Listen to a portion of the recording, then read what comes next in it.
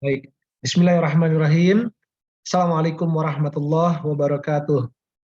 Innal hamdalillah nahmaduhu wa nasta'inuhu wa nastaghfiruh wa na'udzu billahi min syururi anfusina wa min sayyiati a'malina.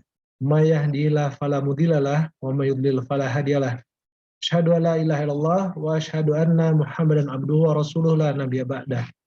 Alhamdulillah wallazi arsala rasulahu bil huda wa dinil haq liyuzhirahu 'ala dini kullih wa kafa billahi syahida. Alhamdulillah, puji syukur kehadirat Allah atas segala nikmat dan karunia-Nya, wabil khusus nikmat iman dan nikmat Islam. Yang tanpa kedua nikmat itu tidak akan ada artinya nikmat-nikmat yang lain. Kemudian sholawat beserta salam marilah sama-sama kita sampaikan kepada manusia sempurna, junjungan kita, Nabi besar Muhammad Sallallahu Alaihi Wasallam, beserta keluarganya dan sahabat-sahabatnya dan seluruh pengikutnya yang setia sampai akhir zaman. Dan semoga Allah takdirkan kita untuk terus berada di barisan beliau sampai nanti kita Allah pertemukan dengan beliau di dalam jannahnya. Amin ya Allah ya Rabbal Alamin.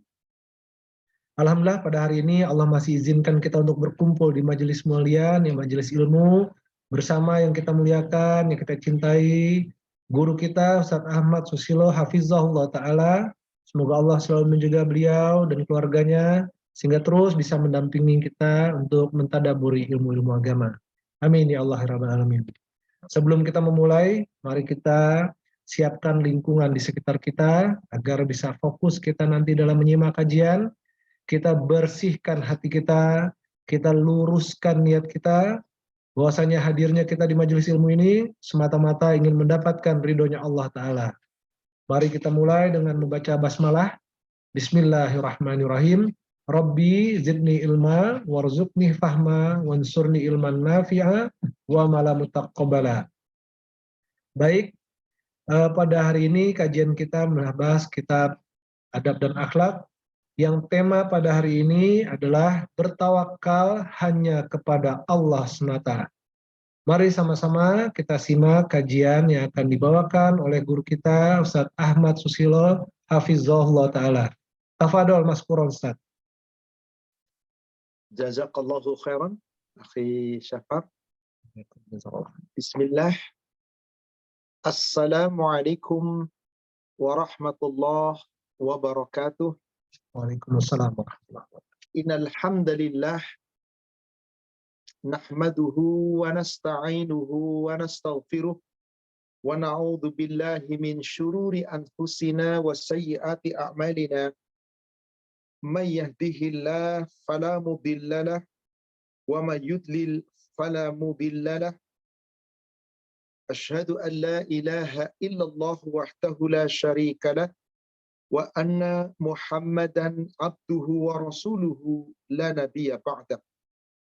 Allahumma salli wa sallim wa barik ala Muhammadin wa ala alihi wa ashabihi ajma'in wa man tabi'ahum bi ihsan ila yaumiddin, amma ba'd. Ya ayyuhalladzina amanu taqullaha haqqa tuqatih wa la tamutunna illa wa antum muslimun. Ya ayyuhalladzina amanu taqullaha wa qulu qawlan sadida yuslih lakum a'malakum wa yaghfir lakum dhunubakum wa man yuti'illaha wa rasulahu faqad faza fawzan 'azima. Ma'asyiral muslimin wal muslimat rahimani wa rahimakumullah. Bapak Ibu para jamaah Majelis Taklim Hijratul Kaffah yang semoga dirahmati Allah. Alhamdulillah pada sore hari ini kembali Allah memperjumpakan kita di majelis yang mulia ini, yang insya Allah kita akan melanjutkan kajian kita dari kitab yaitu Ensiklopedia Adab Islam menurut Al-Quran dan Hadis. Kita masih membahas bab pertama, yaitu tentang adab terhadap Allah dan Rasulnya. Dan kita masuk pada poin kelima. Salah satu adab kita kepada Allah adalah bertawakal hanya kepada Allah Ta'ala semata. Apakah makna daripada tawakal? Dan bagaimana bentuk seorang hamba bertawakal? Insya Allah di pertemuan singkat ini kita akan membahasnya. Yang memiliki kitab ensiklopedi bisa dilihat di halaman 31. Nanti penjelasannya diawali dari halaman 31 sampai dengan halaman 33 membahas tentang tawakal. Tawakal kepada Allah bukan berarti pasrah, sudahlah pasrah saja. Kan kita disuruh tawakal. Berbeda. Tidaklah dikatakan tawakal kecuali dia telah berusaha dengan maksimal, setelah itu menyerahkan hasilnya terhadap apapun keputusan Allah. Itulah yang disebut tawakal. Tawakal, kata dasar daripada wakalah. Apa itu wakalah? Perwakilan, mewakilkan, menyerahkan. Anda seorang pimpinan, kemudian di saat ada pertemuan perusahaan, Anda tidak bisa hadir. Masa mewakilkan kepada manajer misalkan, kepada direktur operasional misalkan, atau salah satu karyawan, maka Anda tawakal kepada utusan Anda. Sudah serahkan kepada dia. Maka urusannya nanti diserahkan, sudah beres. Betapa banyaknya manusia tawakal kepada manusia, ketika manusia yang ditawakali itu dipercaya.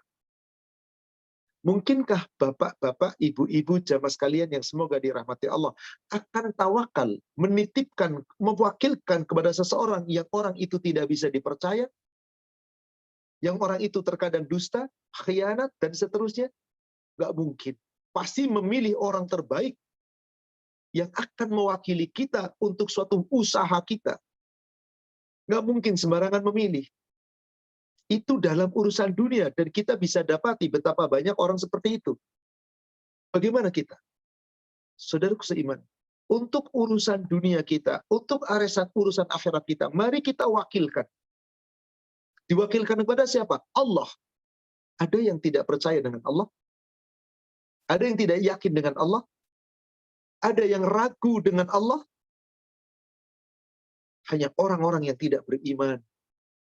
Tetapi orang-orang yang benar-benar beriman, benar-benar bertakwa, tawakal Allah. Betul-betul menyerahkan segala-galanya kepada Allah.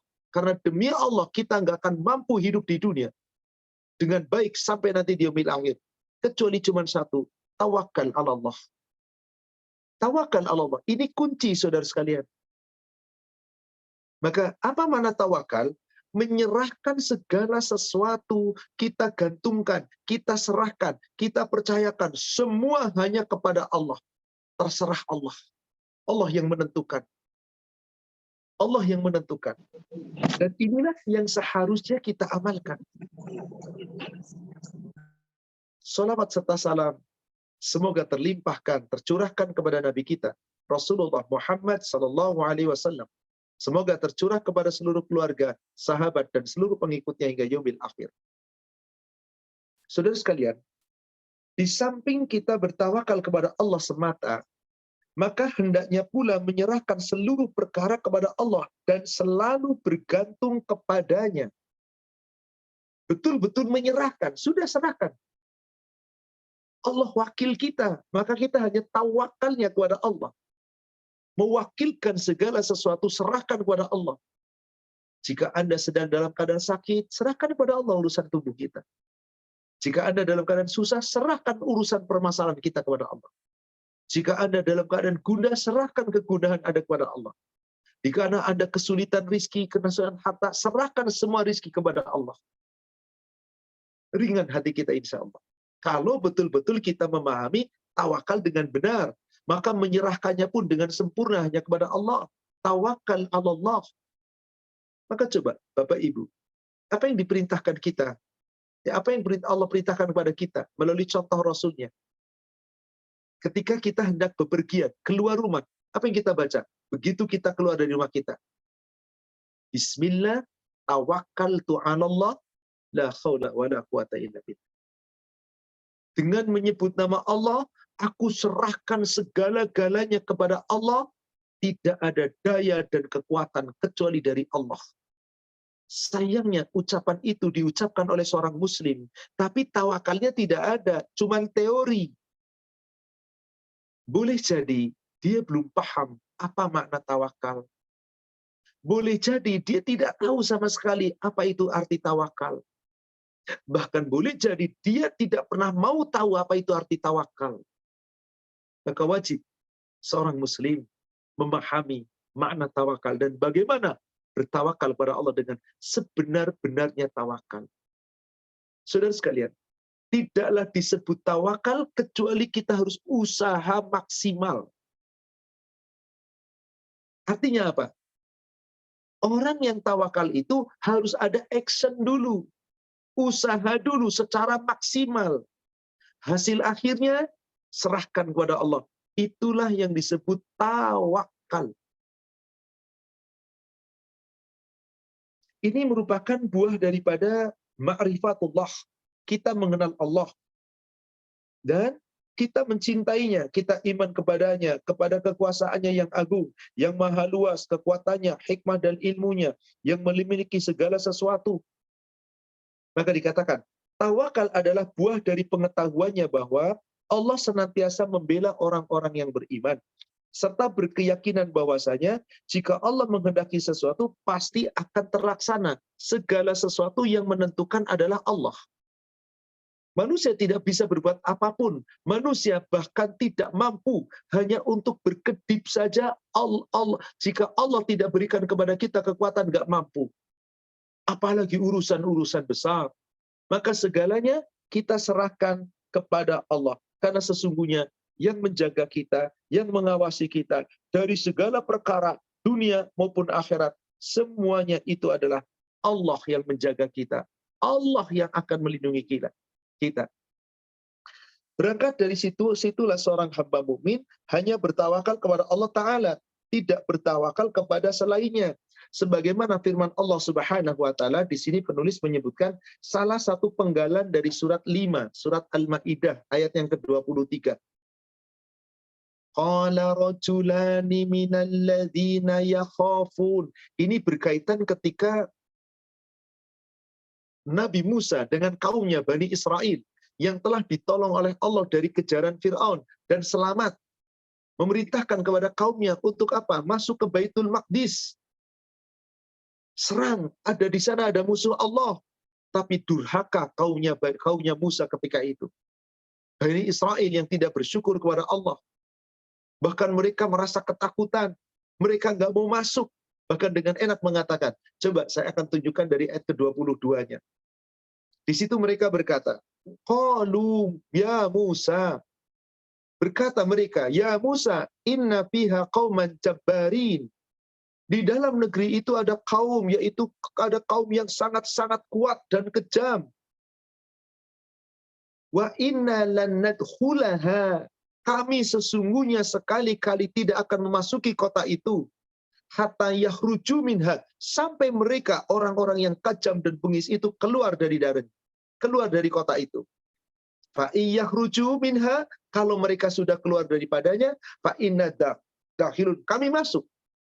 Aneh kan? Orang-orang tidak bertakwa disuruh nyerang, mengatakan di sana banyak orang kejam. Kalau kami masuk ke sana, kami nanti terbunuh. Kami nggak bakal masuk ke sana kecuali mereka keluar dulu, balik kamu masuk. Mana perjuangannya? Berarti nggak tawakal. Karena apa? Karena nggak ada perjuangan. Maka perjuangan. Nah itulah kemudian di ayat yang ke-23-nya. Qala rajulani minal ladzina yakhafun. Berkata dua orang laki-laki di antara mereka yang bertakwa, yang telah diberi nikmat oleh Allah, yaitu an-na'amallahu alaihima, yang telah diberi nikmat kepada keduanya. Ahli mufassir berbeda mengatakan. Ini ada yang mengatakan ini adalah Musa dan Harun. Nabi yang diutus oleh Allah. Ada pula sahabat Musa dan Harun yang terpercaya. Apa yang dikatakan mereka? Mereka mengatakan, udkhulu alaihimul bab, fa idza dakhaltumu fa innakum ghalibun.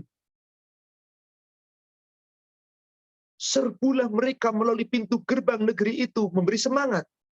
Jika kamu telah memasuki pintu gerbang itu, niscaya kamu akan menang, mampu mengalahkan musuh. Maka agar kamu bisa mengalahkan musuh, kamu berjuang. Di dalam perjuangan itu, ujung ayatnya, wa 'alallahi fatawakkalu in kuntum mu'minin.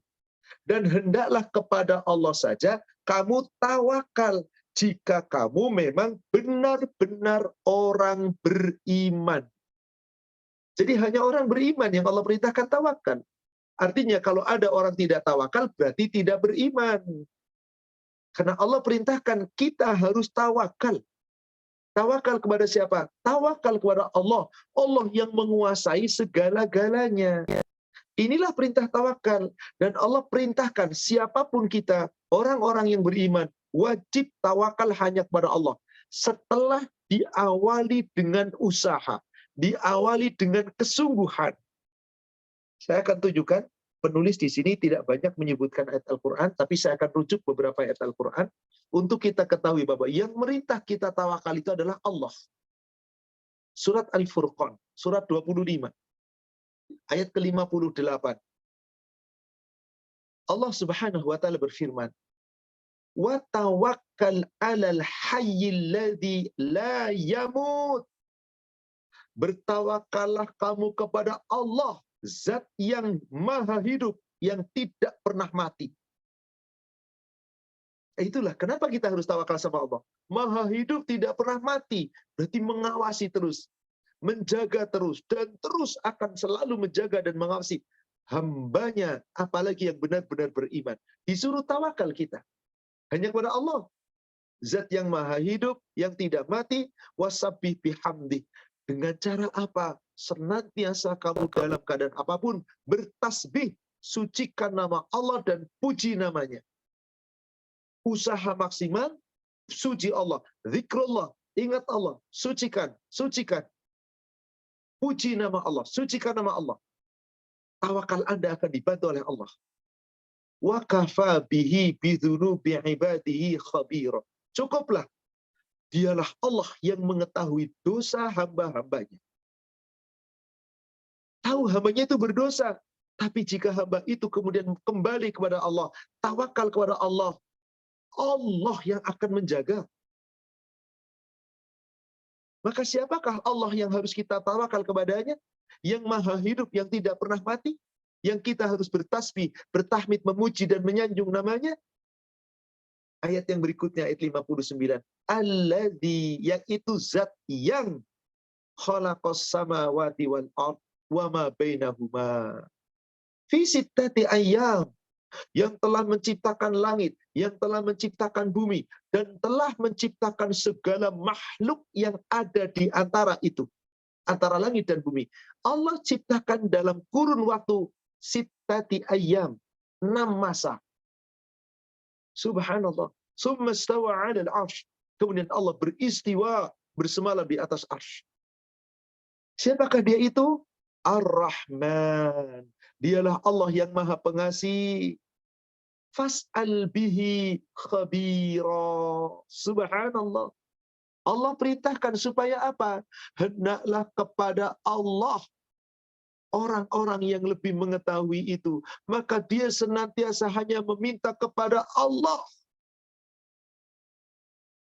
Marilah kita minta kepada Allah.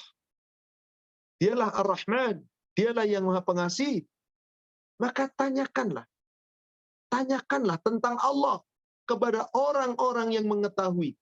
Jadi bertanyalah tentang kebesaran Allah, keagungan Allah, keesaan Allah, tentang kemuliaan Allah. Kenapa kita harus tawakal kepada Allah? Kepada siapa? Khabirah, orang yang memahami. Tentu dahulu ketika Rasul masih hidup, Nabi Muhammad orang yang paling paham tentang Allah.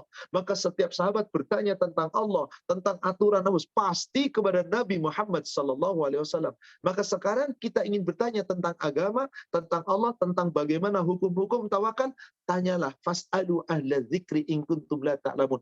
Orang yang tahu tentang agama, yaitu orang yang mempelajari Al-Quran, al-dzikr. Maka ahla dzikri, bukan ahlal ilmu. Karena banyak ahli ilmu tapi tidak landasan Al-Quran. Tapi ahli zikri pasti ilmunya adalah Al-Quran. Karena Allah sebut Quran itu sebagai az-zikr.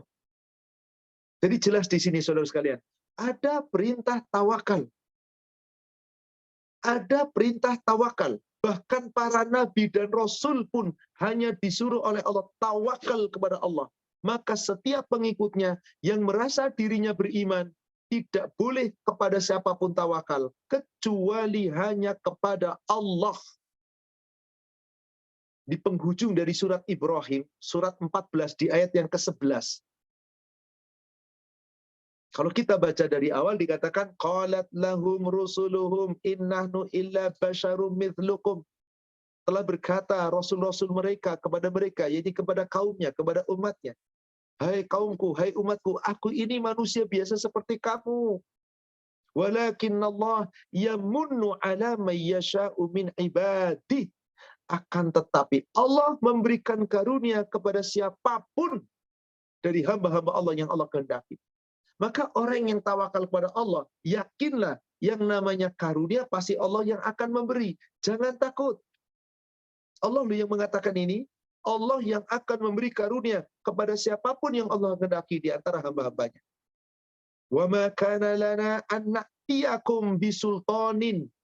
Tidak pantas kami mendatangkan suatu bukti, kekuatan kepada kamu illa biidznillah, kecuali dengan izin Allah. Maka Rasul juga tidak punya kekuatan apapun.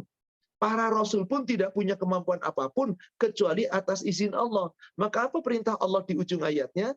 Wa 'alallahi falyatawakkalil mu'minun. Hendaklah kepada Allah orang-orang beriman itu bertawakal. Jadi tawakal itu di sini ada usaha, saudara sekalian. Nggak pamrih begitu saja, tidak.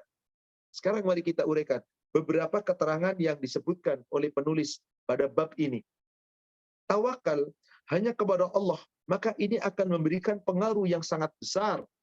yakni pengaruh yang sangat besar di dalam kehidupan seorang muslim.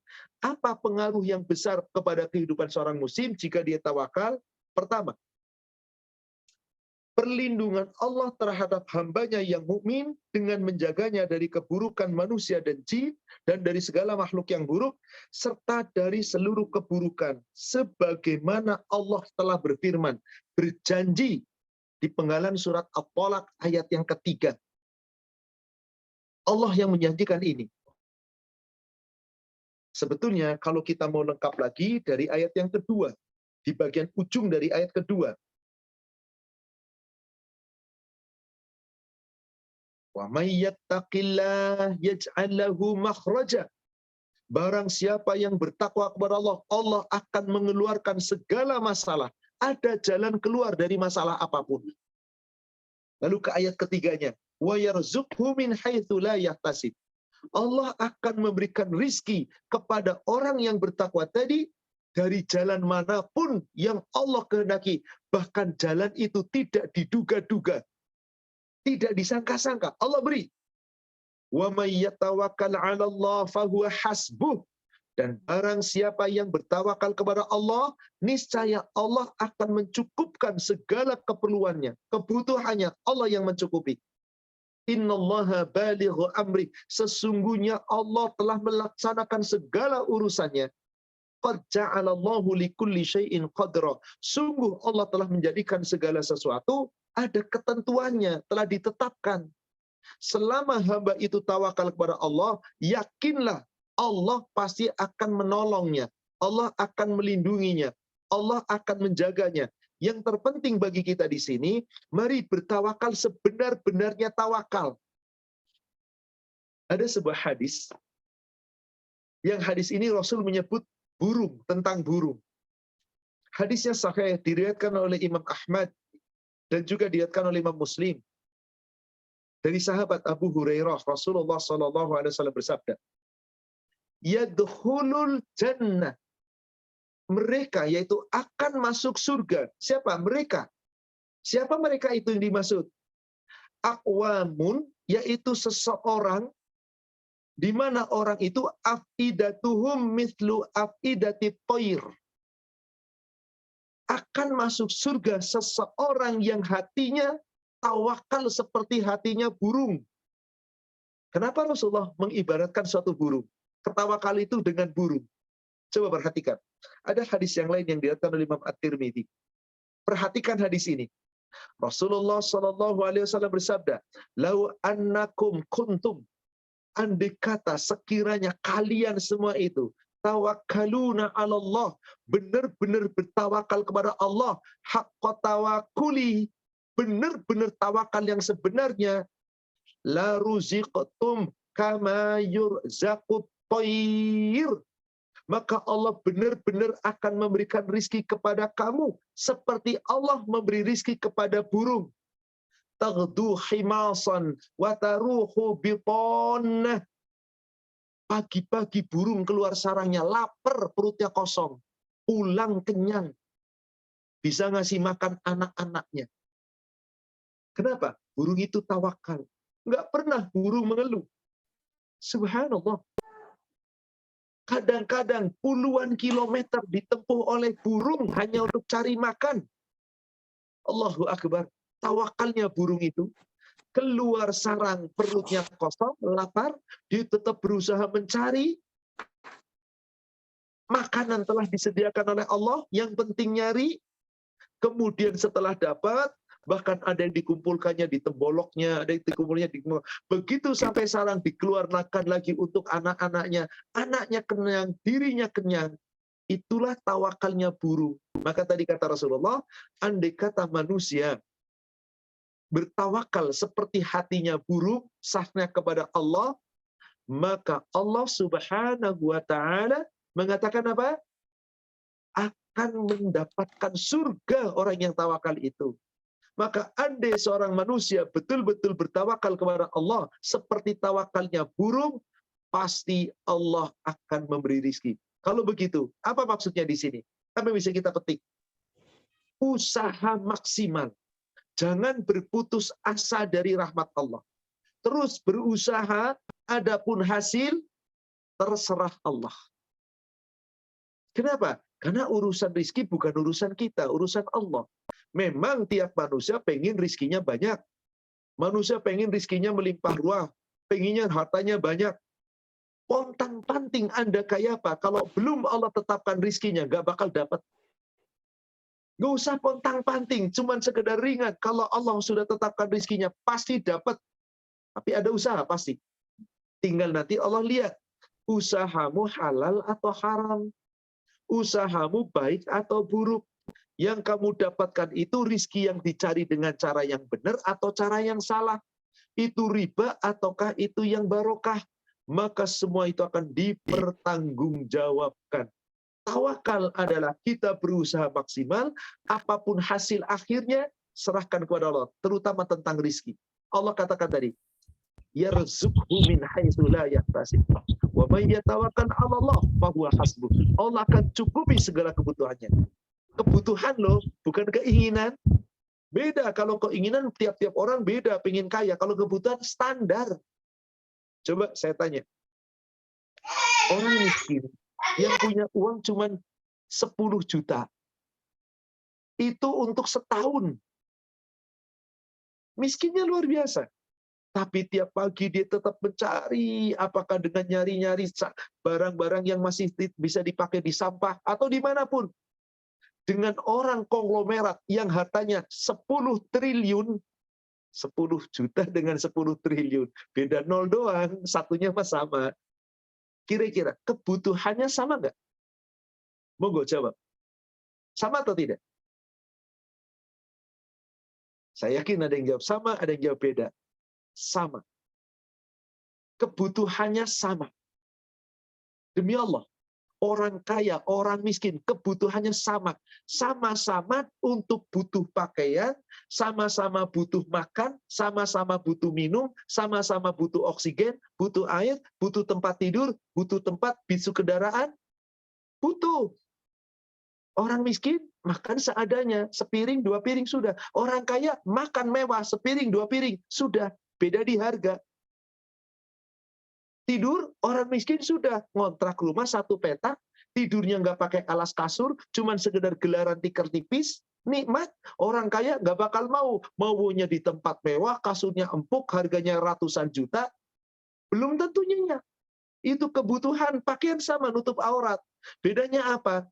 Yang membedakan itu keinginan. Orang kaya keinginannya banyak dan mampu. Orang miskin keinginannya banyak, nggak mampu. Maka dia berkeinginan sesuai kemampuan. Meskipun punya keinginan, tapi nggak bakal mampu. Itulah yang membedakan keinginan hamba. Yang Allah katakan apa? Dicukupi keinginannya atau kebutuhannya? Kebutuhannya. Cuman manusia aja punya keinginan berbeda-beda. Maka Allah katakan tadi, orang yang bertawakal, wa may yatawakkal Allah, fahuwa hasbuh. Allah akan cukupi kebutuhannya seperti buruh muda. Cuman beda manusia zaman sekarang. Kalau belum penuh untuk sebulan, untuk setahun, 2 tahun, kalau perlu 7 turunan. Dibawa matikah? Tidak. Itulah makna tawakal. Orang yang tawakal hatinya ringan, hatinya akan pasrah, sadar bahwa rezeki itu dari Allah, karena percaya dengan surat 13 ayat ke-26 di antaranya. Apa kata Allah di surat Ar-Ra'd ayat ke-26?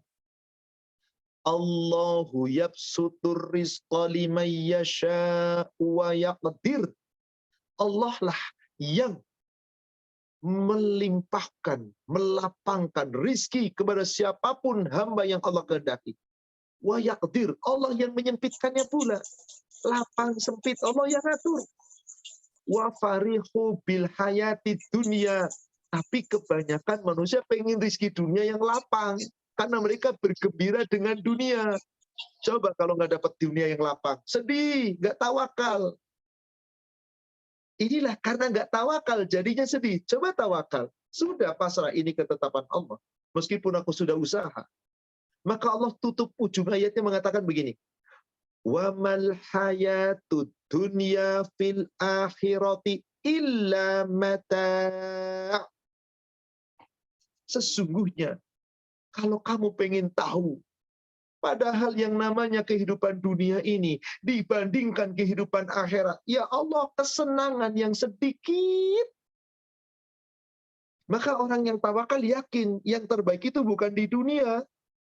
Nanti di yaumil akhir ada rizki yang melimpah ruah di surga tanpa batas. Nggak usah khawatir. Tapi maaf, harus ke surga dulu Anda. Falahum ajrun ghairu mamnun. Maka di surga tidak ada balasan. Rizkinya tidak ada batasan. Yarzuku biha bi ghairi hisab. Mereka diberi rizki di surga tanpa batas. Tapi harus tawakal di dunia. Kalau nggak tawakal, terserah Anda. Inilah yang diuraikan oleh penulis, yakni di poin pertama, perlindungan terhadap hambanya dan akan dicukupi kebutuhannya. Yang kedua, kekuatan hati seorang mukmin, yaitu dia berani menyampaikan kalimat yang hak, menyeru kepada yang ma'ruf, mencegah kepada yang mungkar, mencegah dari yang mungkar, berdakwah kepada Allah, melaksanakan semua perintah Allah Ta'ala, dan tidak takut terhadap celaan orang-orang yang suka mencela. Nggak takut, dengan apapun. Mau ditimpa musibah kayak apapun, dihina orang, dicela orang. Lihat Nabi kita SAW. Tetap tawakal Allah dan kuat. Karena beliau berdakwah bukan ingin pujian manusia, sanjungan manusia. Tapi hanya mengharapkan ridha Allah. Mengharapkan ridha Allah. Itulah yang diinginkan. Maka dia tidak takut kepada siapapun ketika membela hak Allah. Dia berkata dengan benar. Tidak takut dengan hinaan, tidak takut dengan celaan, karena yakin bahwa dia di tangan Allah. Yang dia yakini adalah ajalnya, rizkinya, apapun ketentuannya, ketetapannya ada dalam genggaman Allah. Kemudian penulis menyebutkan sebuah hadis, yakni dari kitab Sahihul Jami dari Abu Nuaim dalam Al-Hilyah, dijelaskan di sini. Inna ruhal kudus qad nafatha fi ra'i. Sesungguhnya ruhul kudus, yaitu Jibril alaihi salatu wassalam, membisikkan ke dalam hati sanubariku, yaitu hati sanubari Nabi Muhammad sallallahu alaihi wasallam. Annahu lan tamuta nafsun. Bahwasanya sesungguhnya tidak pernah akan ada seorang jiwa mati, dicabut nyawanya. Hatta tastawfiya rizqaha wa ajalaha. Sampai dipenuhi semua rizkinya dan dipenuhi ajalnya. Maksudnya ajal itu batas waktu hidup di dunia. Semuanya. Maka nggak akan manusia mati sebelum rizkinya sudah diberikan semua. Nggak akan manusia mati sebelum ajalnya sudah dipenuhi oleh Allah. Batas waktu di dunia sudah dipenuhi oleh Allah. Berarti apa? Rizki kita sudah dijamin oleh Allah. Umur kita sudah ditetapkan oleh Allah. Apapun yang terjadi, tawakal. Berserah diri kepada Allah. Apapun yang terjadi. Kenapa? Karena memang hanya Allah yang mengatur kita. Tidak ada yang mengatur kita kecuali hanya Allah. Maka apapun yang Allah timpakan kepada kita, ini ketetapan Allah. Ini urusan Allah. Dalam hablum minnanas, mendapatkan hinaan, celaan. Sudah, cuma di dunia. Yang penting yakin ini ketetapan Allah. Nggak akan terjadi kecuali atas izin Allah. Kemudian dikatakan di sini, fattaqullah, maka bertakwalah kamu kepada Allah. Wa ajmilu fit talab, dan carilah kamu rizki dengan cara apa? Dengan cara yang bagus. Dengan cara yang baik. Jangan asal-asalan. Perbaiki. Ingat, yang kita cari bukan rizki semata, tapi karunia Allah. Fadlan. Seperti yang Allah firmankan di surat Al-Jumu'ah, surat 62, ayat yang ke-10. Allah perintahkan di ayat tersebut. فَإِذَا قُضِيَتِ الصَّلَاةُ فَانْتَشِرُوا فِي الْأَرْضِ وَابْتَغُوا مِنْ فَضْلِ اللَّهِ وَاذْكُرُوا اللَّهَ كَثِيرًا لَعَلَّكُمْ تُفْلِحُونَ. Dan apabila telah ditunaikan sholat, fantashiru fil ard, segera kamu bertebaran di muka bumi. Wabtaghu min fadlillah, cari karunia Allah. Di sini tidak diperintah cari rizki. Wabtaghu min rizkillah, enggak, Allah nggak suruh nyari rizki. Cari karunia. Rizki itu baru sebagian kecil dari karunia Allah. Kalau ada bicaranya rizki dunia tentang materi, yang kita cari karunia. Keberkahan, kesehatan, kedamaian, keikhlasan. Itulah karunia yang kita rasakan. Hati akan tenang. Tapi kalau cuma ngujar rizki, nggak peduli halal haram, nggak peduli baik buruk, yang penting saya dapat. Maka di saat nyari rizki, banyak orang tidak ingat Allah. Menipu tetap jalan, riba tetap jalan, suap menyuap, riswah tetap jalan. Menyalahi hak orang, mengambil hak orang tetap jalan. Kenapa? Nggak ingat Allah. Uang yang dicari rizki kok. Dia nggak peduli halal haram. Tapi yang Allah perintahkan adalah, subhanallah. Yang diperintahkan adalah, wabtahu min fadlillah. Cari karunia Allah. Wadhkurullaha katsir. Maka ingat Allah sebanyak-banyaknya. Jangan melanggar aturan Allah. Dimanapun kamu berada. La'allakum tuflihun. Supaya kamu beruntung. Maka perintah Rasul, wa ajmilu fit talab. Perbagus cara kamu nyari rizki. Perbaiki, jangan asal nyari rizki. Maka pernah suatu ketika ada seorang sahabat bertanya kepada Rasulullah SAW. Namanya adalah Rifa'ah bin Rafiq. Rifa'ah bin Rafiq kepada Rasul bertanya, ya Rasulullah, ayyu kasbil atyab. Wahai Rasulullah, mata pencarian yang paling thayyib itu yang seperti apa? Penghasilan harta yang paling baik itu yang kayak apa? Apa jawab Rasul? Amalu rajul biyadihi wal bai'ul mabrur. Seorang hamba berusaha dengan tangannya. Jangan nebeng sama orang. Jangan minta-minta sama orang. Bekerjalah dengan sungguh-sungguh. Dan hasilnya tawakal seperti burung. Lalu, bagaimana cara mencari nafkah yang baik di antaranya? Wal bai'ul mabrur. Berdaganglah, berjual belilah, berbisnislah dengan mabrur. Artinya, silakan Anda nyari nafkah. Berbisnis, berdagang, jadi karyawan, punya apapun, silakan. Tapi harus mabrur. Semua sesuai dengan al-birro, kebaikan, sesuai aturan Allah. Maka orang itu pasti membedakan halal dan haram. Maka inilah yang diperintahkan oleh malaikat Jibril. Wala yahmilannakum istibta'ur rizqi ala antalbu ala antatlubu bimaksiatillah. Ini jelas sekali saudara sekalian.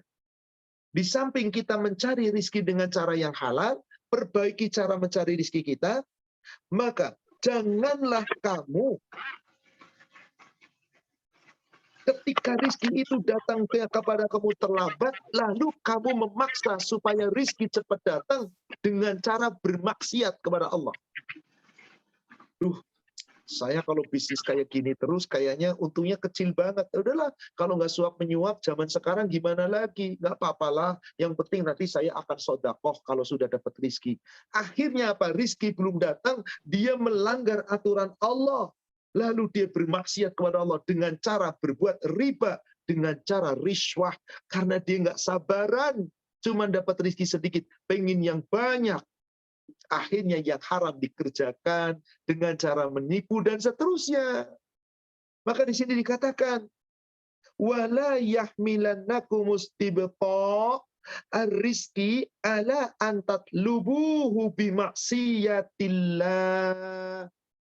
Jangan sampai ketika kamu belum dapat rizki dari Allah, seakan-akan telat datangnya, lalu kamu pengen segera mendapatkan rizki dengan cara bermaksiat, yaitu dengan cara yang haram, dilanggar juga.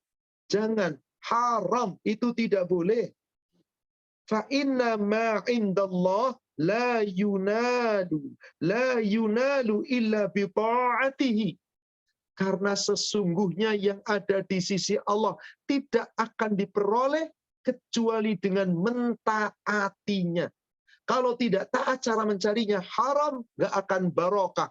Yang ada hartanya akan menjadi pemberat bagi tanggung jawab di yaumil akhir. Kata seorang sahabat yang bernama Tamim Ad-Dari,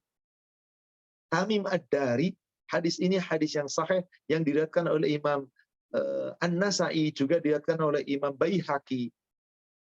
Tentang apa? Tentang hisab. La yazulu qadama 'abdin yaumal qiyamah hatta tus'al al-arba'ah. Tidak akan bergeser kedua kaki seorang hamba sehingga dia akan ditanya nanti pada hari kiamat tentang 4. Yang pertama apa? An umurihi fima afla. Umurmu kamu gunakan untuk apa? Wa an ilmihi fima fa'ala bi. Ilmumu kamu manfaatkan untuk apa? Yang ketiga ini. Wa an malihi, dan hartamu. Min aina tasaba wa fima anfaqah. Dari mana kamu dapatkan hartamu itu? Gimana kamu cara mencarinya? Bagaimana cara mendapatkannya? Lalu digunakan untuk apa hartamu? 2 pertanyaan. Yang orang yang kaya dengan orang miskin dari umatku, kata Rasulullah. Sementara orang miskin sudah selesai hisab dan masuk surga, orang yang kaya dihisab lalui hampir 500 tahun perbedaannya dengan orang yang miskin. Orang miskin sudah masuk surga, orang yang kaya dihisab hartanya sampai 500 tahun baru selesai, baru masuk surga. Allahu Akbar. Inilah, maka tawakal Allah. Jangan sampai ketika itu kita bermaksiat, tapi lakukan dengan ketaatan. Poin ketiga, bersahaja dalam mencari rizki. Maksudnya apa bersahaja itu? Tawadu, rendah hati, dan tidak rakus dengan dunia. Tidak tujuan utama dunia, tapi zuhud. Maka di sini dikatakan, terus berusaha, sebab seorang mukmin mengetahui bahwasanya usaha dalam mencari kenikmatan dunia tidak akan menambah rizki yang telah Allah takdirkan. Rizki Allah tetapkan, hanya Allah yang tahu. Semua sudah diatur. Siapa yang nanti kaya, yang miskin, tinggal Allah lihat bagaimana usaha Anda. Prosesnya itu yang Allah lihat. Bukan hasilnya apa, tidak. Prosesnya seperti apa. Hasilnya berapapun, terserah Allah, urusan Allah. Maka sungguh, seorang itu sudah yakin bahwasanya rizki itu sudah Allah takdirkan, sudah Allah tuliskan, dan sudah Allah kehendaki. Demikianlah perintah Nabi, yakni bersahaja dalam kebutuhan hidup di dunia, sebagaimana hadis yang telah lalu. Bersahaja maksudnya apa? Jangan terlalu serakah dengan dunia. Zuhud. Dalam hadis yang diriwayatkan oleh Imam Bukhari dan Muslim, dari Sahal bin Sa'ad, pada suatu ketika Sahal bin Sa'ad menyampaikan hadis ini ketika ada seorang laki-laki datang kepada Rasul. Ja'a rajulun ila Nabi sallallahu alaihi wasallam. Datang seorang laki-laki kepada Nabi sallallahu alaihi wasallam. Faqal, lalu laki-laki itu bertanya kepada Rasulullah. Ya Rasulullah, wahai Rasulullah, dullani ala amalin idza amaltuhu ahabbani Allah wa ahabbani an-nas. Tolong tunjukkan kepadaku suatu amal. Jika aku mengamalkannya, maka Allah akan mencintaiku dan manusia pun mencintaiku. Apakah amal itu? Pesan Rasul. Izhad fid dunya yuhibbukallah. Berzuhudlah kamu dengan dunia, bersahaja, sederhana. Jangan terlalu cinta dunia, meskipun harta Anda triliunan dolar. Jangan bermegah-megah. Karena bermegah-megah bisa menjadi ria. Ya sederhanalah, boleh bagus, tapi nggak perlu terlalu yang wah. Silakan berpakaian bagus, silakan punya kendaraan bagus. Wong kata Rasulullah, innallaha jamilun yuhibbul jamal. Allah itu indah dan Allah sangat suka keindahan, maka orang yang tampil indah, pakaian bagus, mobil bagus, semua bagus. Sepanjang itu dari rizki yang halal, nggak masalah. Zuhud Anda, itu semua cuma titipan. Izhad finman, izhad indallah, izhad fit dunya yuhibbukallah. Berzuhud kamu dengan kehidupan dunia, kamu akan dicintai Allah. Wazhad fima indanas. Gimana kalau aku nggak dapat banyak, sementara orang lain dapatnya banyak? Wazhad fima indanas. Berzuhud dengan apa-apa yang Allah telah berikan kepada manusia. Kok dia lebih kaya dari saya? Biarin. Saya lebih rajin ibadah. Saya ngaji rajin. Senin Kamis rajin. Ayamul Bid nggak pernah tinggal. Sholat tahajud nggak pernah lewat. Dia nggak pernah ke masjid. Nggak pernah ngaji. Buru-buru mungkin sholat sunnah. Kok gitu enak banget hidupnya? Anda membanding-bandingkan. Tidak boleh. Tidak boleh. Subhanallah. Tidak boleh. Maka apa-apa yang Allah berikan kepada manusia, biarkan. Wazhad fima indan nas, yuhibbukan nas. Nanti kamu dicintai manusia. Nggak usah iri. Maka bagaimana agar kita tidak iri dengan pemberian Allah kepada orang lain? Jika kita ternyata dapat sedikit, ada sebuah hadis yang ini menjadi kunci bagi kita semuanya. Hadis ini sahih riwayat Imam Muslim dari Abu Hurairah. Unzuru ala man huwa asfali minkum. Unzuru ila man huwa asfali minkum. Wala tanzuru ala man huwa fawqakum. Lihatlah kepada orang-orang yang keadaannya, kondisinya, keuangannya lebih di bawah kita. Kita dapat 10 juta, dia cuma 5 juta. Kita dapat 5 juta, dia cuma 2 juta. Kita dapat 2 juta, dia nggak punya pekerjaan. Coba kalau lihatnya itu. Jangan dia di atas. Punya gaji 10 juta. Enak banget dia 50 juta. Lihatnya ke atas terus. Punya 50 juta. Andai kata saya punya gaji seperti dia 100 juta. Sudah dapat 100 juta. Andai saya punya pesawat jet pribadi kayak dia. Terus berangan-angan. Lihatnya ke atas. Kata Rasulullah, lihat ke bawah. Fala tanzuru ala man huwa fawqakum. Jangan kamu lihat yang di atas kamu. Fahuwa ajdaru alla tazdaru nikmatallah alaikum. Niscaya tidak akan menjadikan kamu menganggap remeh nikmat yang Allah berikan kepada kamu. Artinya, kamu pasti akan jadi orang bersyukur. Karena lihat yang di bawah. Berikutnya, poin 4. Seorang mukmin berusaha dengan cara-cara yang disyariatkan. Hal itu berlaku dalam seluruh urusan hidupnya. Dan berusaha dengan cara-cara yang disyariatkan guna memenuhi hajat-hajatnya dan mengejar cita-citanya dengan menyerahkan semua urusan kepada Allah. Artinya apa? Usaha yang sangat baik, berusaha sekuat tenaga, hasilnya sandarkan kepada Allah. Dia menikah untuk mendapatkan keturunan yang saleh, namun dia menyerahkan urusan kepada Allah. Ketika ternyata nggak dapat keturunan, dari Allah.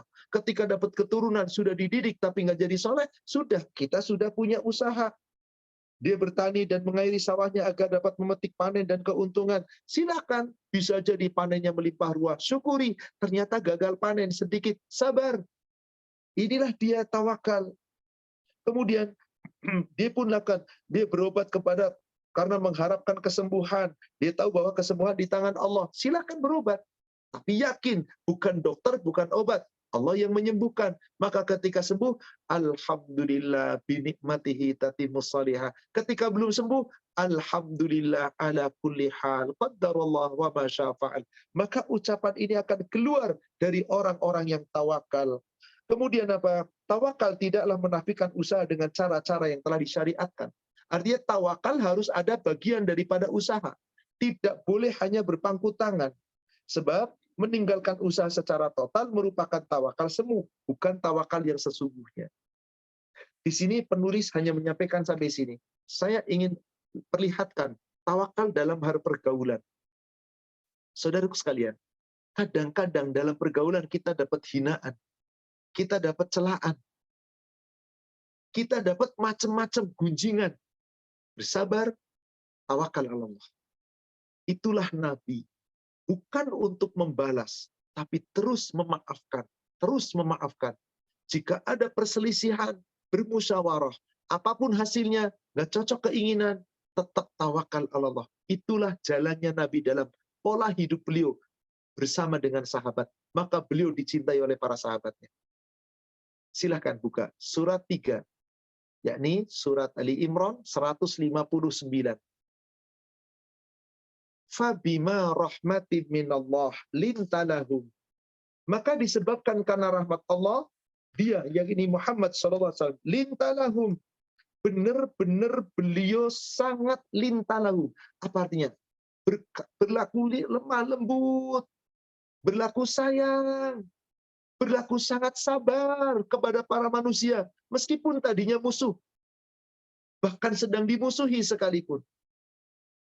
Maka Allah perintahkan, katakan, walau kunta faddan ghalidhal qalb lam faddu min haulik. Ya Muhammad, jika hatimu keras, kasar, orang-orang lari, nggak bakal mau deket-deket dengan kamu, pasti menjauh dari kamu. Maka supaya kamu disenangi, dicintai, dan bersama dengan orang yang mencintai, jika ada orang salah kepada kamu, jangan dibalas. Fa'fu anhum, maafkan mereka. Wastaghfir lahum, mohonkan ampunan kepada Allah untuk mereka. Bayangkan, hanya Nabi yang bisa begini. Allah nggak perintah Nabi membalas, dan nggak boleh.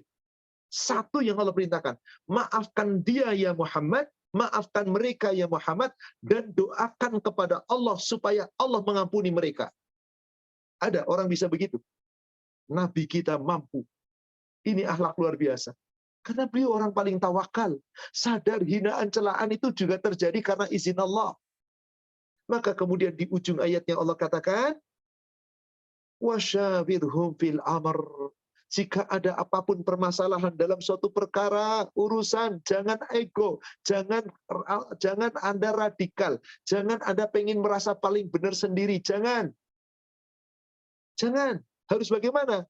Wasyawirhum fil amr. Bermusyawarah dalam segala urusan. Tanpa musyawarah nggak selesai urusan. Tapi bagaimana Ustaz? Ternyata musyawarah hasilnya nggak sesuai cita-cita. Mereka malah menang, suaranya lebih banyak. Padahal buat batil. Ya biarin urusan Allah. Bukan urusan Anda. Kemudian di ujung ayatnya Allah katakan, فَإِذَا عَزَمْتَ فَتَوَكَّلْ عَلَى اللَّهِ. Kalau kamu sudah mengazamkan, membulatkan suatu tekad, hasil dari musyawarah kok seperti itu, udah Anda sudah membulatkan tekad, Anda sudah memutuskan, Anda kalah dalam musyawarah, sudah lapang dada, tawakal saja kepada Allah. Maka di ujung ayatnya Allah katakan, innallaha yuhibbul mutawakkilin. Sesungguhnya Allah sangat mencintai orang-orang yang bertawakal. Itulah ciri orang yang imannya benar. Itulah ciri orang yang imannya sempurna.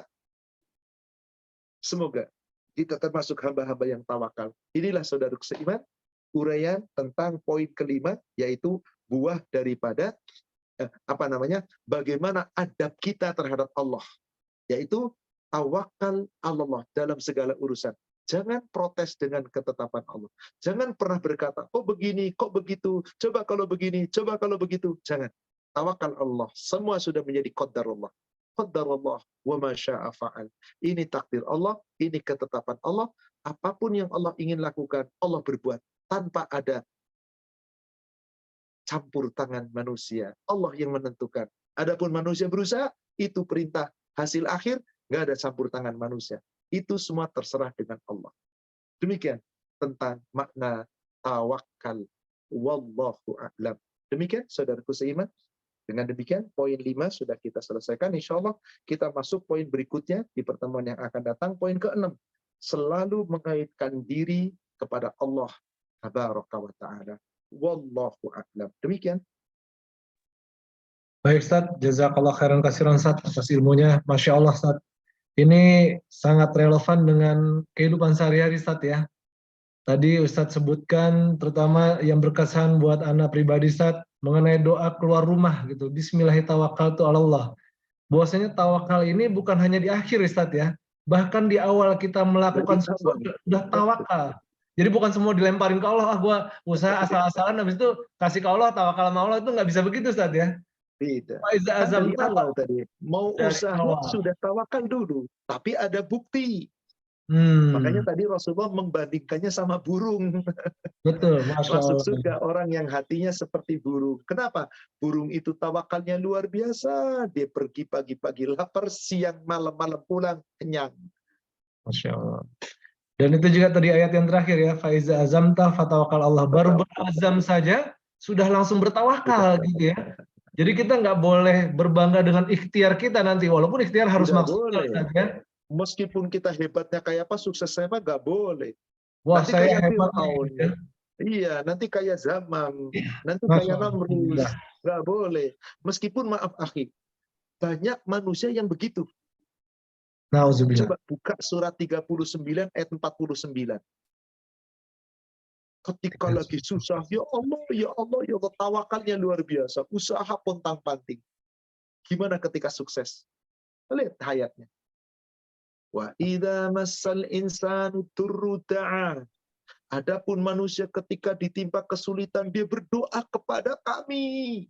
Ya Allah, ya Allah, ya Allah. Benar di sini, sampai sini benar tawakalnya. Usaha maksimal. Akhirnya apa? Kesusahannya dicabut oleh Allah. Wa idza khawalnahu nikmatan minna, dicabut kesusahannya, kemudian dikasih nikmat datangnya dari kami melalui usahanya, benar. Qalu, setelah sukses dia berkata, apa coba? Innama utituhu ala ilmin. Sesungguhnya aku mendapatkan kenikmatan, aku kaya, aku sukses, aku hebat. Nih, otak gue cemerlang, gue lulusan anu, di bawah-bawah tuh lulusan. Gue kan lulusnya kumlot, di bawah-bawah tuh kumlot. Maka Allah katakan di ujung ayatnya, bal hiya fitnah. Bukan, itu bukan hebatnya kamu, itu cobaan dari Allah. Syukur apa enggak kamu dengan Allah? Walakinna aktsarahum la ya'lamun. Tapi memang kebanyakan manusia mereka tidak menyadari. Mereka tidak tahu bahwa semuanya dari Allah. Dan di zaman sekarang, ya Allah, apalagi apa nakhi safar. Coba kita lihat di medsos. Kayak apa orang bangga dengan hartanya? Pernahkah merasa itu dari Allah? Nih. Itu kan orang yang menyatakan dirinya sultan-sultan itu. Inna lillahi wa inna ilaihi. Tapi mereka nggak sadar. Itu kata Allah. Walakinna aktsarahum la ya'lamun. Nggak menyadari itu dari Allah. Itu cuma ujian aja. Demikian, semoga Allah tidak menjadikan kita seperti itu. Insya Allah. Masya Allah, Ustaz. Dan kemudian juga ada hadis tadi Ustaz ya, yang mungkin banyak dikutip itu bahwasanya tidak akan menemui ajal kita sebelum rezeki kita Sudah penuh dituntaskan. Tapi semuanya. lanjutannya itu Ustaz ya, sebenarnya yang dahsyat itu lanjutannya. Itu yang jarang dibahas sebenarnya Ustaz ya. Bahwasanya bertakwalah kalian kepada Allah, perbaguslah caramu dalam mencari rezeki, dan janganlah rezeki yang terlambat datangnya itu memaksamu untuk mencari dengan cara yang bermaksud kepada Allah. Sungguh apa yang ada di sisi Allah tidak akan diperoleh kecuali dengan cara mentaatinya. Ini kalau dibaca para nauzubillah ya, teman-teman yang mungkin masih ragu-ragu untuk berhijrah ya, mungkin yang selama ini masih bergelut dengan riba gitu ya. Kalau baca ini mungkin lebih pede gitu, lebih termotivasi gitu ya. Atau mungkin bisa menyadarkan orang-orang yang sekarang lagi menjabat supaya terhindar dari korupsi gitu ya. Sabar aja gitu. Itu kalaupun emang rezekinya nggak pakai korupsi juga datang gitu Ustaz ya. Masya Allah, itu dahsyat Tapi sekali Ustaz. setan berkata lain, akhi. Musuh utama kita berkata lain. Ya Dan Rob. manusianya sudah termasuki dengan hawa nafsu setan di dadanya. Sudah. Mau dikasih peringatan kayak apa? Kasih ayat Al-Quran, hadis salah, paling ngomong dikit-dikit Quran. Hadis salah, hadis kayak sok tahu aja. Itulah manusia. Berbeda insya Allah bagi orang yang beriman. Sampai hadis-hadis seperti ini gemetar. Makanya ciri orang takwa itu bagaimana? Idza tuliyat alaihim ayatuhu zadathum imana. Kalau disampaikan ayat-ayat Allah, keterangan hadis dalil, imannya makin kokoh, hijrah ya hijrah. Tapi kan banyak zaman sekarang, hijrah, menggebu-gebu, hidupnya susah, balik lagi ngawur. Inna lillahi wa inna ilaihi. Saya punya jamaah yang cukup Ada sih nggak banyak, ada beberapa yang dulu kayak apa, begitu giatnya kajian, subhanallah. Ini sebelum pandemi dulu, luar biasa datangi ke kajian. Wah, dengan bangga dia bercerita, saya Ustadz nggak apa-apa lah, hidup sedikit, yang penting saya ikut sunnah, bla bla bla bla. Kok Darullah nggak sampai setahun ngomong seperti itu, kok mulai jarang datang kajian, nggak taunya nongol lagi. Allahu Akbar, di tempat yang seperti itu, ya itulah manusia. Allah alam, saya tidak mau menyebut namanya. Allah alam, kalau ada yang meraba-raba ya silakan aja. Ini si fulan lah pokoknya. Allah Baik, alam. Ustaz. Ini ada 3 pertanyaan yang masuk, Ustaz, ke chatroom, yang ada langsung ke Ana juga, Ustaz. Ini Tafadhol, Ustaz silakan. bacakan satu persatu. Pertama, ini mohon nasihatnya, Ustaz, mengenai ibadah apa saja yang harus ditingkatkan lagi dalam menghadapi permasalahan, terutama kepada sang mantan suami yang saat ini permasalahannya dengan sang mantan suami tidak kunjung selesai. Banyak sekali konsekuensi dari perceraian ini gitu. Mungkin beliau ini, si akhwat, sudah mencoba bersabar, tapi banyak sekali ujian yang dihadapi dari si mantan suaminya ini, terutama mengenai urusan anak dan lain-lain. Nah, dia bertanya, nasihat Ustadz, ibadah apa saja lagi yang perlu ditingkatkan Ustadz dalam menghadapi kondisi-kondisi seperti ini? Mohon nasihatnya, Ustadz. Pertama, saya berdoa kepada Ummu, semoga Allah menyelesaikan segala urusan Ummu. Yakinlah tadi, surat At-Tolak. Dan ini berkaitan tolak. Persis yang dibacakan itu berkaitan tolak. Surat 65, kalau Ummu mau baca secara lengkap dari ayat 1, ayat 2, di ujung ayat tadi dikatakan, wa may yattaqillah yaj'al lahu makhraja. Jika Anda benar-benar takwa kepada Allah, semua urusan Allah selesaikan. Ada jalan keluar, pasti. Kalau Ummu sekarang mengatakan ternyata konsekuensi dari perceraian betapa banyak, tuntutan ini, anak ini, itu. Karena Anda belum sempurna ketawakalannya kepada Allah. Allah janji itu tadi. Wa may yattaqillah yaj'al lahu makhraja. Siapa yang betul-betul takwa kepada Allah, Allah berikan jalan keluar. Ayat ini berkaitan dengan tolak, wahai Ummu. Silakan nanti buka baik-baik, tolong baca perlahan-lahan, terjemahkan, kalau punya tafsir buka tafsirnya. Ternyata memang banyak orang yang bercerai menyesal di belakang hari, gundah di belakang hari, ini. Tapi karena apa? Enggak punya keyakinan dan ketawakalan. Sudah, kalau cerai ya cerai, tawakal Allah. Yakin, tetap takwa. Nanti semua permasalahan keluar. Jalan keluar ada. Takut nggak dapat rezeki nanti setelah pisah dengan suami, siapa yang menghidupi anak? Nanti kalau hartanya diambil banyak suami, bagaimana anak? Ayat yang ketiganya, wa yarzuqhu min haitsu la yahtasib. Yang ngasih rezeki bukan suami, bukan pasangan. Allah akan berikan dari rezeki yang Allah telah berikan, tempat-tempat yang Anda tidak pernah duga. Dan rezeki bukan cuma materi. Macam-macam yang kita rasakan. Kesehatan, kenikmatan, terutama iman yang terjaga. Itu rezeki yang tidak bisa dijual dengan apapun. Nggak bisa dihargai, dibeli dengan harta. Sebanyak apapun, harta emas sepenuh bumi sekalipun. Maka di sini dikatakan, wa may yatawakkal 'ala Allah fahuwa hasbuh. Siapa yang betul-betul tawakal kepada Allah, pasti Allah cukupi kebutuhannya. Bukankah Allahu balighu amri, telah menyetapkan segala urusannya? Semua itu Allah sudah takdirkan. Maka kalau ditanya ibadah apa Ustaz yang harus tingkatkan, jangan begitu. Nanti kalau pertanyaannya di ibadah ini, Anda akan giat ibadah ketika lagi butuh Allah. Nanti nggak butuh tinggal, jangan. Ibadah seperti biasa. Nggak perlu tingkatkan, harus tahajudnya lebih, harus dari jam 2. Nanti kalau sudah selesai masalah, nggak tahajud lagi, jangan. Ibadah seperti biasa. Tapi kalau ditanya, apa ibadahnya Ustaz? Yang paling dicintai Allah. Nah, yang paling dicintai Allah adalah wa ma yazalu abdi yataqarraba ilayya bisyai'in. Tidaklah seorang hamba yang mendekatkan diri kepada Allah dengan mengamalkan suatu amalan ahabba ilai, amal yang paling aku cintai dari hambaku adalah mimma taradtuhu ilaihi. Ibadah-ibadah yang aku fardukan kepadanya. Nah, itu. Tingkatkan di sini kualitasnya. Bukan jumlahnya ya segitu. Sholat wajib nggak bisa. Anda laki-laki nggak pernah ke masjid. Anda perempuan di rumah, jarang tepat waktu, kualitas. Kalau sholatnya sudah tetap dijaga, kualitas tingkatkan. Karena itu ibadah yang paling dicintai Allah. Awal waktu. Abdullah bin Mas'ud pernah bertanya kepada Rasul dalam hadis Sahih Muslim, ya Rasulullah, ayu amali abdul indallah. Wahai Rasulullah, amal apa yang paling dicintai Allah, yang paling disukai Allah, yang paling diridhoi Allah? as-salatu li waqtiha, salat awal waktu. Salat lakukan pada waktunya, awal waktu.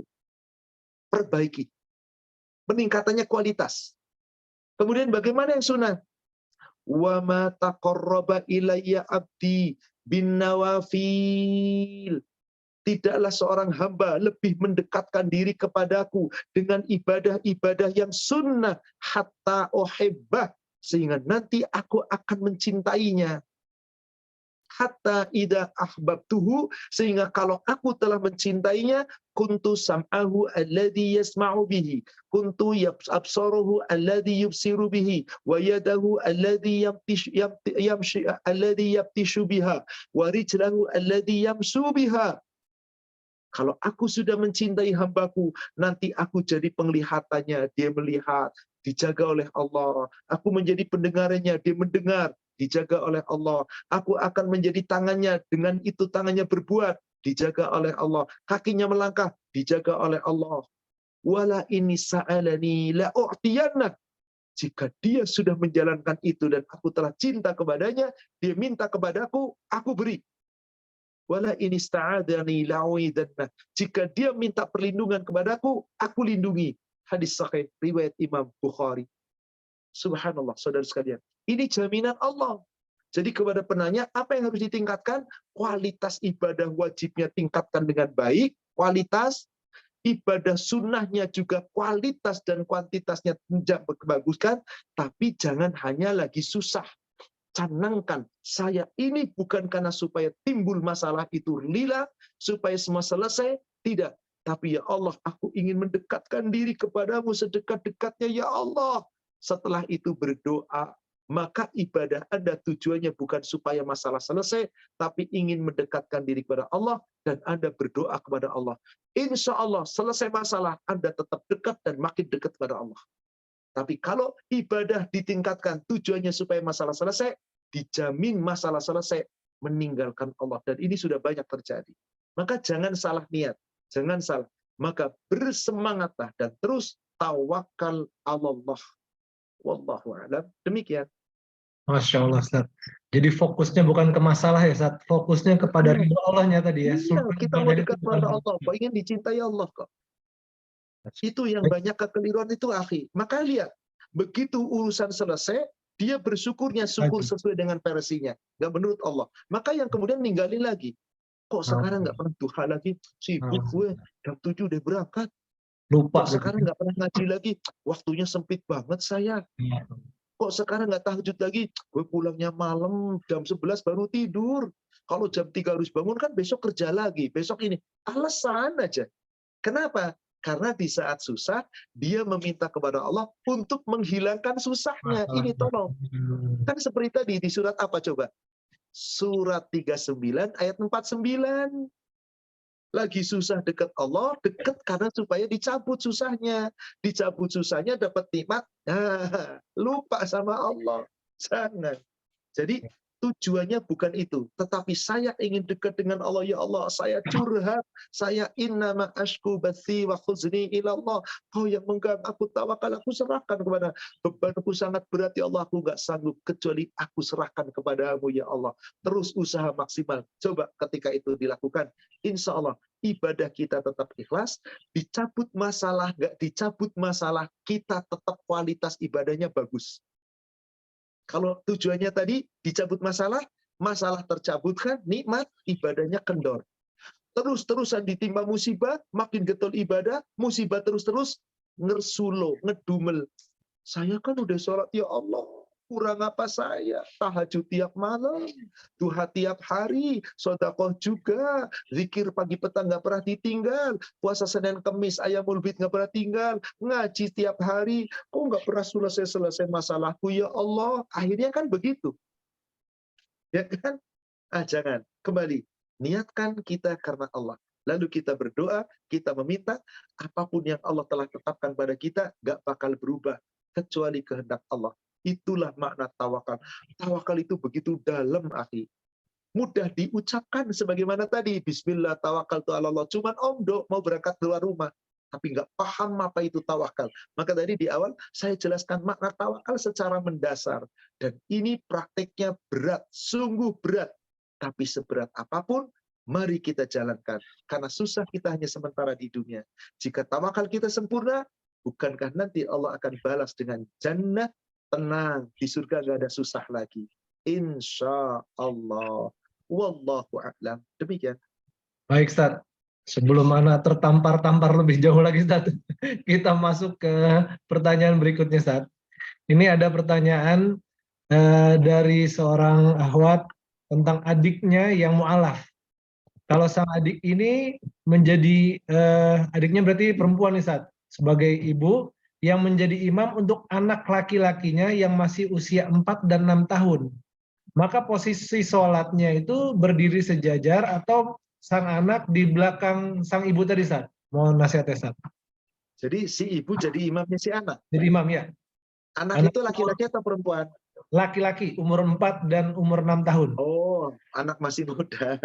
Ya nggak apa-apa, mau di samping, mau di belakang, terserah. Masih kecil. Oh.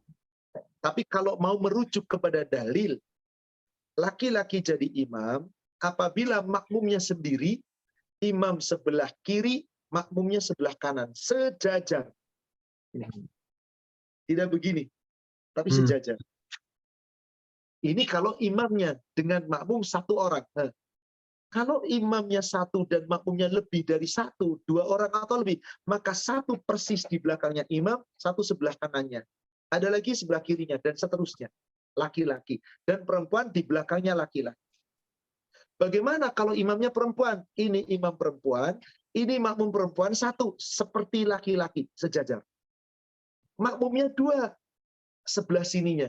Nah, ini imam, ini makmum, makmumnya 2. Nah, makmumnya 3. Nah, makmumnya 4. Nah, makmumnya 5. Makmumnya banyak. Imam itu sejajar dengan makmum, khusus bagi wanita. Nggak ada wanita di depan. Oh gitu. Sejajar. Itu sesuai dengan dalil syar'i. Tapi ini kan pertanyaannya seorang mu'alaf, sholat, mengimami anak-anaknya yang masih kecil, laki-laki 4 tahun, 5 tahun. Mereka kan belum punya kewajiban. Sama sekali, masih sobi, masih anak-anak. Maka kadang-kadang di sampingnya, sini nak, samping, biar jangan jelalatan kemana-mana. Sampingnya aja ada, sebelah kanan. Yuk ikuti mama ya, ntar muter-muter kemana, tarik lagi ke samping, nggak apa-apa. Karena apa? Laki-laki tidak boleh bermakmum di belakang wanita. Kecuali tadi masih anak-anak, itu pembelajaran. Tapi perintah Rasul bagaimana? Kalau seorang anak usianya sudah 7 tahun. Bahkan dikatakan situn. Atau sab'un. 6 atau 7 tahun. Maka perintahkan mulai datangi ke masjid. Latih dengan baik. Supaya apa? Kalau sudah dewasa, hatinya sudah terpaut dengan masjid. Karena kalau sudah dewasa, laki-laki dewasa, wajib sholat jamaahnya di masjid. Demikian. Wallahu a'lam. Baik, Ustaz. Pertanyaan ketiga, Ustaz. Bagaimana menasihati keponakan yang hendak menyekolahkan anaknya di sekolah Katolik dengan alasan lebih disiplin? Mohon nasihatnya, Ustaz. Bagaimana cara nasihatnya? Ilustrasi sederhana begini. Agama yang diridhoi Allah apa sih? Islam. Jelaskan ayatnya surat 3 ayat 85, surat 3 ayat 19. Inna dina indallahil Islam. Ayat 85-nya, wa may yabtaghi ghairal islami dinan fala yuqbala minhu. Ilustrasinya adalah Anda, akhi Safar, dengan saya bersahabat. Akhi dengan saya bersahabat. Kemudian, akhi punya sahabat yang lain yang namanya si A. Si A itu selalu mengkhianati akhi Safar. Selalu mengkhianati akhi Safar. Kira-kira gimana perasaan akhi? Sakit hati, nggak rela, dan seterusnya. Oke. Apa yang terjadi? Ternyata saya sebagai sahabat akhi Safar punya anak. Lalu saya menyekolahkan ke sini. Kira-kira akhi sakit hati nggak? Kok kamu sekolahkan di musuh saya sih? Ini ilustrasi sederhana. Yang lebih tajam lagi. Akhi Safar punya anak. A. Durhaka. Lalu saya muji-muji anaknya akhi Safar. Oh akhi, anak akhi itu luar biasa. Kira-kira ngomong apa akhi? Percuma deh dipuji-puji, dia durhaka sama aku. Orang Katolik, orang kafir, percuma mau dikatakan kayak apa hebatnya, mau dikatakan disiplinnya, mau dikatakan apapun, dia musuh Allah. Dia membenci Allah. Dia tidak mengakui Allah sebagai Khalik. Pantaskah kita umat Islam, hambanya Allah, kemudian menyekolahkan anaknya kepada musuhnya Allah, hanya gara-gara alasan disiplin? Apakah kamu hendak mengejar dunia? Apakah kamu hendak mengejar ridha Allah? Coba sampaikan dengan cara yang tegas, tapi mengena dengan sebuah ilustrasi. Jika dia orang yang minimal masih punya iman, pasti berpikir. Jika dia mempunyai iman, tapi tujuannya dunia, dah ngomong apa? Anak-anak gue, lu cuman teman, gak usah ikut campur. Gede juga gue yang ngurus, emang lu ikut ngurus? Dah, pokoknya gue. Pasti berkata demikian, lebih kurang. Seperti itu. Tapi nasihat, kewajiban kita. Karena kewajiban seorang beriman adalah tawasau bil haq wa tawasau bis sabr. Saling menasehati dengan cara yang hak dan dengan penuh kesabaran. Wallahu a'lam. Baik, Ustaz. Mungkin fenomena lebih cenderung mikirin apa kata dunia dibandingkan apa kata Allah gitu, Ustaz ya. Seperti itu. Padahal kita itu makhluknya Allah. Kita akan kembali kepada Allah. Hidup dunia cuma sesaat. Tapi Disiplin saya kalau yakin, nggak ada akidah jika percuma, kita Ustaz mau ya. belajar ilmu agama, insya Allah nggak akan seperti itu. Insya Allah. Dan yakin, tawakal pada Allah. Nggak usah khawatir. Disiplin mudah. Sebetulnya yang buat disiplin bukan sekolah di mana anak Anda, tapi bagaimana Anda sebagai orang tua mendisiplinkan anak. Perlu diketahui, wahai para laki-laki, wahai para kepala rumah tangga, wahai para bapak, demi Allah, yang paling berat bagi kita para suami bukan membuat seorang anak sukses, hebat, kaya, punya titel, punya gelar, harta melimpah ruah, disekolahkan di mana. Demi Allah, bukan itu tugas terberat kita. Tugas paling berat kita nih, terutama saya dan Anda wahai para suami, yang paling berat adalah bagaimana menjadikan anak Anda tidak terjerumus ke neraka. Bagaimana Anda jadikan istri Anda, keluarga Anda, anak-anak Anda masuk surga. Itu tugas paling berat. Itu yang harusnya kita fokus. Alah, urusan pendidikan bisa gampang. Betul. Asal kitanya telah mendidik dengan akidah yang benar. Bukankah Allah telah firmankan At-Tahrim ayat ke-6? Ya ayyuhalladzina amanu qu anfusakum wa ahlikum naro.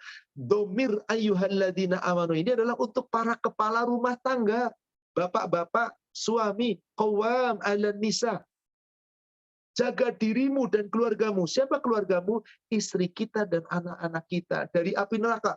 Ini demi Allah tugas terberat, akhi. Yang sering diabaikan oleh umat Islam. Seakan-akan tugas terberat itu nyari nafkah, kerja, nyekolahin anak ke tempat internasional, harus ngasih mobil, ngasih ini, nyari jodoh. Itu cuma dunia. Yang penting Anda coba untuk masukkan Anda ke surga. Tanamkan akidah, tanamkan agama. Bismillah, insya Allah. Ketahuilah, ini tugas paling berat. Jangan dianggap enteng. Tapi maaf, ini yang banyak dianggap enteng. Maka banyak bapak pontang-panting nyari dunia untuk anaknya. Enggak. Diserahkan hanya sekolah. Enak bener. Ada sebuah kisah, maaf, kisah ini sangat menggelitik. Demi Allah, saya membaca ayat itu nangis betul. Nangis saya, nangis betul-betul. Ada seorang yang di sini seorang katakanlah punya kedudukan. Dia bekerja tapi punya kedudukan yang gajinya cukup gede. Tetapi jarang pulang. Suatu ketika anak gadisnya minta duit. Ayah, beli aku dong, kasih 50.000. Ngapain? Dia anak kelas 1 SD. Kasih 50.000. Ngapain kamu? Anak kecil minta 50.000. Ayah 50.000. Dimarahin akhirnya. Anaknya minta 50.000, dimarahin. Dimarahin. Akhirnya suatu ketika si anak itu balik lagi, ayah tolong, kalau ayah betul-betul sayang sama aku, tolong kasih aku 50.000. Yaudah nak, minta apa sih kamu? Kenapa harus minta 50.000?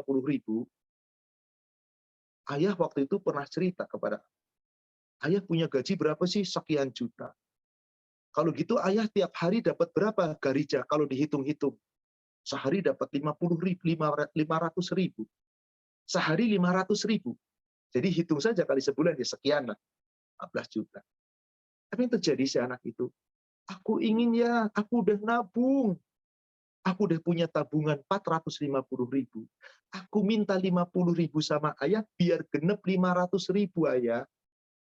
Mau ngapain dengan 500.000? Aku mau ngasih gaji ayah 500.000. Tolong ayah sisihkan waktu sehari. Jangan untuk siapa-siapa. Untukku. Jangan ayah pikirin dunia. Pikirin aku ya anaknya. Aku bayar 500.000. Ayah tolong bergaul denganku. Sehari jangan kemana-mana. Wahai ayah. Anda pontang-panting dari pagi sampai malam nyari nafkah. Pernahkah Anda memikirkan anak-anak Anda, kasih sayangnya, perhatiannya, ilmunya? Pernahkah berpikir Anda bertanggung jawab di hadapan Allah? Apakah kita bisa membawa anak-anak kita ke surga? Itu tugas terberat, saudaraku sekalian, demi Allah. Cobalah kita berpikir ke sana. Kenapa Allah beritakan kita tawakal? Agar kita bisa meraih surga. Surga, dunia sesaat. Saudaraku seiman, demi Allah dunia hanya sesaat. Akhirat itu abadi. Anda hendak mengejar yang sesaat, lalu Anda tinggalkan yang berjuta-juta tahun. Sungguh, sebuah ilustrasi sangat mengena. Seorang anak masih kecil. Tentu ini dibuat cerita ini, tapi cerita yang boleh kita jadikan sebagai hikmah. Ayah sibuk ke sana kemari, nggak mikir anaknya. Anaknya cuma minta sehari. Kadang-kadang kita sibuk sehari-hari, satu ahad, sibuk juga dengan teman-teman yang goes, yang mancing, yang kemana. Anaknya tetap di rumah. Cobalah suatu ketika kita peluk anak kita. Sisihkan waktu dalam 1 bulan sehari untuk anak kita. Coba. Jangan Anda sibuk. Subhanallah, saudara sekalian. Ini realita. Semoga kita termasuk hamba-hamba Allah yang punya rasa takut. Dan kita bertanggung jawab kelak di hadapan Allah atas anak kita. Bukankah Allah telah berfirman, Inna min amwalikum wa auladikum fitnah. Hartamu, anakmu itu fitnah. Cobaan dari Allah. Wa annallahu indahu ajrun azim. Hanya di sisi Allah pahala terbesar, saudaraku sekalian. Bukan dunia dan seisinya, bukan. Hanya di sisi Allah.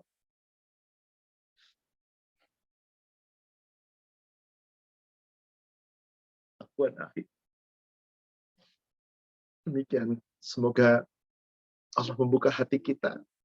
Allah membuka wawasan kita. Tolong, jangan hanya ngejar dunia. Allah tidak pernah ciptakan kita untuk itu. Wa ma khalaqtul jinna wal insa illa liya'budun. Allah ciptakan jin dan manusia untuk ibadah, bukan untuk ngejar-ngejar dunia, bukan untuk ngejar sekolah, bukan demi Allah, bukan. Wallahu a'lam. Demikian akhi, afwan. Baik, Satu Ustaz. pertanyaan lagi. Ini terakhir mungkin kita kasih kesempatan, ada yang mau bertanya langsung, Ustaz. Bisa, Ustaz, ya?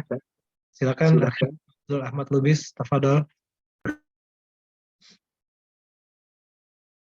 Ya bisa nih.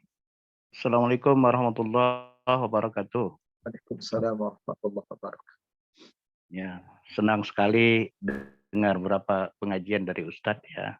Hari ini baru saya bisa resen langsung ya Ustadz. Sebenarnya kita hari ini membuktikan kebenaran Allah dalam hidup ini Ustadz ya. Memang tersandung, tersandera dan sebagainya. Karena kita yakinkan secara pribadi janji Allah benar. Tetapi ketika dituntut kebenaran itu harus dirasakan dan dilihat, ini yang kita nggak bisa buktikan, Ustadz. Ya. Jadi kadang-kala pun hanya sebatas, ya Allah, sebagai penyeru saja yang terjadi sama kita. Ya memang tidak berputus asa dan tidak juga lelah untuk yang demikian, terus saja.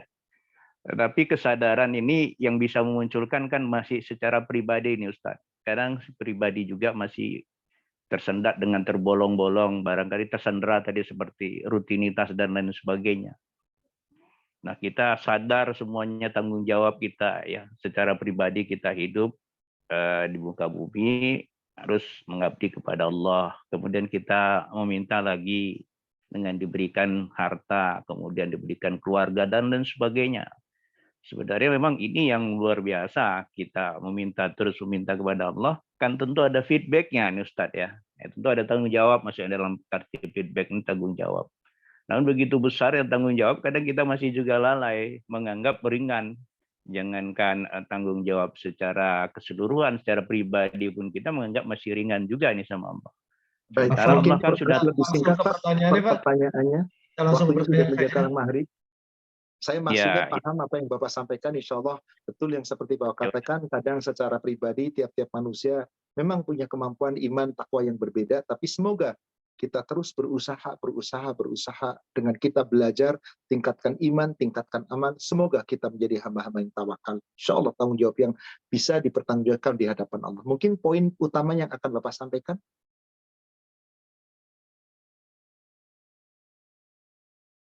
itu aja. Saya pikir udah cukup, itu aja. Kalau udah paham ya alhamdulillah. Baik, Ini hanya sekedar alhamdulillah. aja. Ya, Jadi terima kasih. mungkin Bapak hanya menambahkan bahwasanya tiap manusia memang punya karakter yang berbeda, punya kemampuan yang berbeda, tadi terkadang terpenjara dan seterusnya, bahkan terkekang dan seterusnya. Tapi marilah, semua ini perjuangan yang butuh kita perjuangkan. Para sahabat dahulu lebih berat dari kita perjuangannya.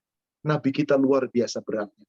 Menghadapi tantangan, hinaan, celaan, hadikan, sampai peperangan pun dijalankan. Hari ini kita perangnya adalah perang ghazul fikri, perang pemikiran, perang akidah dengan cara berpikir, belajar ilmu agama. Jangan sampai kita kemudian terkalahkan dengan urusan dunia, sementara ilmu agama kita rendah. Semoga dengan kita mengikuti sebuah kajian-kajian, insya Allah, dimanapun, dengan ustadz siapapun, selama itu adalah sebuah hikmah yang disampaikan Al-Quran, Al-Hadis, ilmu-ilmu untuk mendekatkan diri kepada Allah, semoga Allah memberikan barokah untuk kita semua. Kepada semua para jamaah, semoga ini semua menjadi kebaikan untuk kita. Wallahu a'lam. Afwan kalau saya tadi bercerita memang itu sungguh cerita yang sangat mengena. Semoga ini menjadi peringatan bagi kita semua, terutama para bapak, kita kepala keluarga, kita kepala rumah tangga, yang kelak pertama-tama akan dimintai tanggung jawab untuk apa yang menjadi bawahan kita, yaitu rumah tangga kita, istri kita, anak-anak kita, dan orang yang di sekitar kita. Wallahu a'lam. Semoga bermanfaat dan hikmah. Mari saudaraku seiman, kita sama-sama akhiri dengan kajian, dengan kafaratul majlis. Subhanaka Allahumma wa bihamdika asyhadu an la ilaha illa anta astaghfiruka wa atubu ilaik. Insyaallah kita berjumpa kembali di bulan depan, masih melanjutkan tentang adab seorang hamba kepada Allah dan Rasulnya. Wallahu a'lam. Kepada para pengurus Hijratul Kafah, barakallahu fikum, jazakumullahu khairan. Demikian pula kepada para jamaah. Jazakumullahu khairan, barakallahu fikum. Saya mohon pamit, saya undur diri. Saya live. Mari akhi Safar.